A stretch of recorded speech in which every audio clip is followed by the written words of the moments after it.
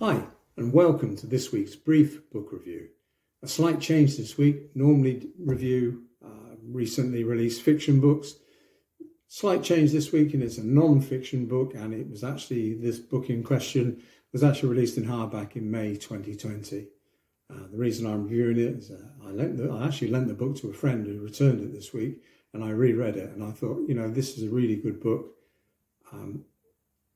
I read it way before I started my YouTube channel, so I thought it was worth an honourable mention. So less of the waffle, Cliff. What are you talking about?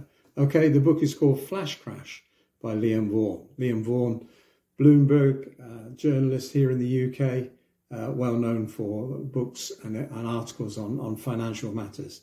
And as the title probably gives it away, this refers to the flash crash that occurred in the US market on the 6th of May 2010, where $1 trillion was knocked off the value of shares in the US in a 5-minute period.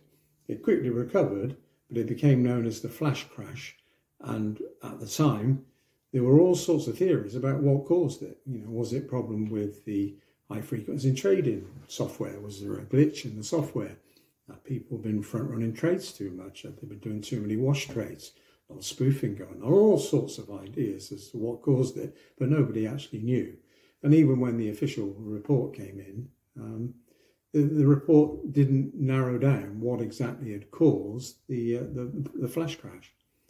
Now move on 5 years later, and two DOJ officials, two FBI officials, and some Metropolitan Police officers arrest a guy in Hounslow, West London, April 2015, a guy called Navinder Sauro.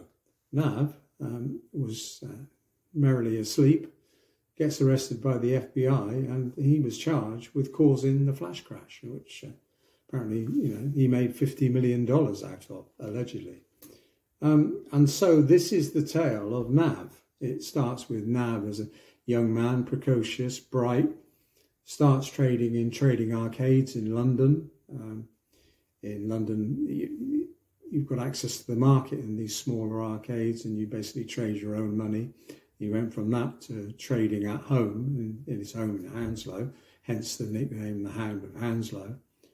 And eventually, after getting fed up with being up against high-frequency trading algorithms by the big boys, wrote his own bit of code that allowed him to trade. He actually traded in an apparatus called minis, which were S&P 500 futures, and he became very good at it. The problem is he became too good at it, and he was spoofing trades and layering and basically manipulating the market, which is which was eventually his undoing. And ironically, the authorities didn't actually trace that. He was discovered by a fellow day trader in Chicago who was backtesting some software he'd written and noticed some unusual patterns on that particular day in 2010, which led to the CFTC being informed, and hence the Department of Justice, and hence FBI and the whole shooting match.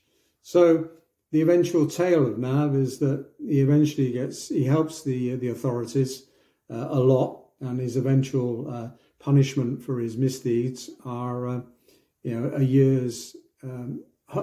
under home arrest, which actually coincides with COVID lock-ins. So in the end, not too bad. The sad part is that the money he made, he lost because he trusted it to some investment advisors who were less than reliable. So it's a tale of starting off in Hounslow and ended up in Hounslow. But it's quite an interesting tale, obviously, as it goes along. So this is the tale of Nav. It's very well written. It's written so that you can understand the trading terms, and Liam does a really good job explaining those in simple terms so the lay reader can understand. And it's Nav's story. It's a human story. It's a story of how he went from young lad in Hounslow to super trader. So well worth a read. I'd give it 8 out of 10. It's one of my favourite finance books.